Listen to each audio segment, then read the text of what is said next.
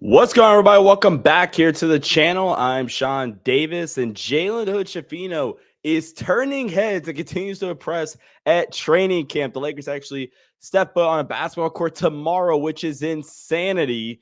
I'm Sean Davis. Make sure you guys follow me on X/Twitter at Sean_DAVI. And Jalen Hood-Schifino, the former 17th overall pick in the 2023 NBA draft, is having a really good offseason.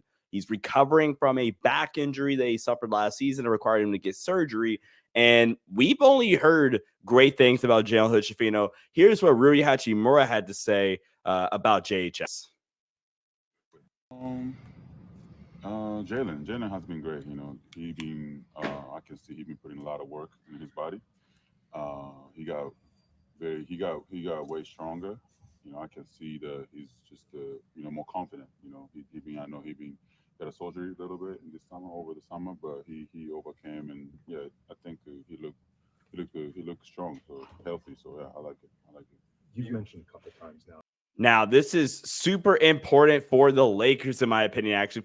Kind of an underrated factor for this Lakers team, because if Jalen Hood-Schifino is playing well to the point where he's an actual rotation player, this makes a guy like a Gabe Vincent, who JJ Redick has also actually raved about. This allows you to feel more comfortable about trading either one of those backup guards in JHS or Gabe Vincent. If JHS is playing to the point where like he's outperforming Gabe Vincent, maybe even, or you feel at least confident or good that he can be the backup point guard of the future here, and hopefully, develop it to a 6-man-hour starter for you, then that makes Gabe Vincent's contract way more expendable. You could get rid of that around $11 million.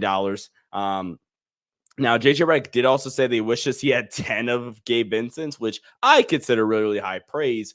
But this is awesome from Jalen Hood-Schifino, who I did like. I had JHS 16th on my board in the 2023 draft class.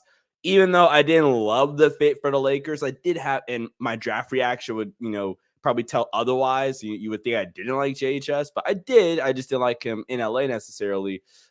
Didn't think the fit was, all that great, especially that they went to go get Gabe Vincent, 2 weeks later. But, the Lakers have preached all summer that, hey, look, it's player development. They have just shoved it down our throats. And two of their biggest, I don't want to call them projects, because I think one of them, Max Christie, has the contract of an established player. But, development projects, if you will, and Max Christie and Jalen Hood-Schifino have both gotten great comments said about them here in the early goings of training camp. Again, the Lakers step on a basketball court tomorrow, which is insane.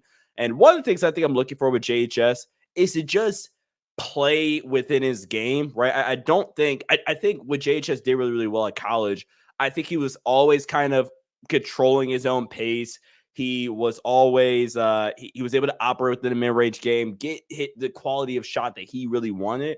I think he was able to put, pressure on in the paint and be able to be a good driving kick guy. I think last year he really, really never was comfortable in the very, very, small minutes he did get. You go watch him in the G League, I think you saw some good stuff out of Jalen Hood-Schifino even, right? Where he was hitting the mid-range jumper. He was being a really, really good pick-and-roll operator.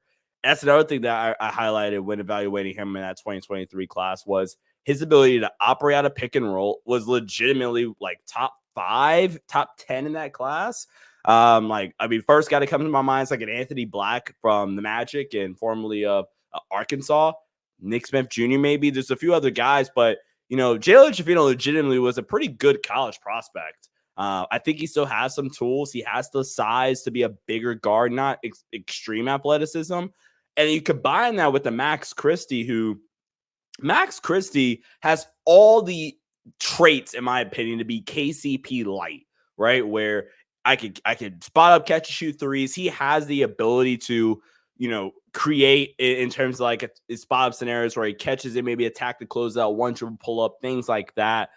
But I think with Max as well, obviously the defensive ability to be able to guard 1, 2, 3. The 3 really depends on the size and the frame of that 3, right? But really good, defensive technique and things like that. And those two guys, again, JHS is a long way to go to crack the rotation, but that'll be really, really massive. The Lakers' 2 biggest and most important developmental projects can pan out for them in a big way. Max Christie would be 20 minutes per game if we're talking about things panning out. And I'm going to record my rotation builder tonight. And then if you look at JHS, it would be more so, can I show legitimate signs that I can be the backup point guard of the future, or maybe even best case scenario, starting point guard of the future here for the Lakers? And that's really, really, really what I think the Lakers should be looking for out of those two guys.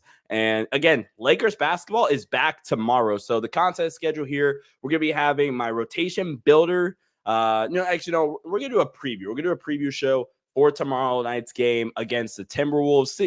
A couple of things we're looking forward to. And then Friday, the game happens. Saturday morning, you guys can expect like a post-game kind of thoughts and reactions, things like that. And then Sunday, we'll drop the rotation builder. So yeah, busy time around the channel. Really, really excited. Go check out my personal channel, Sports Headline Show, for all my amazing NBA content in general. Again, sorry about like you guys can kind of see the crack of the bed or whatever in the background. We're still moving in or whatever, getting this set up all the way together. We added Mr. Shaquille O'Neal. He's going to join me on the desk here. And yeah, thank you guys so much for tuning in. I'll catch you on the next one. Stay safe and holla at y'all.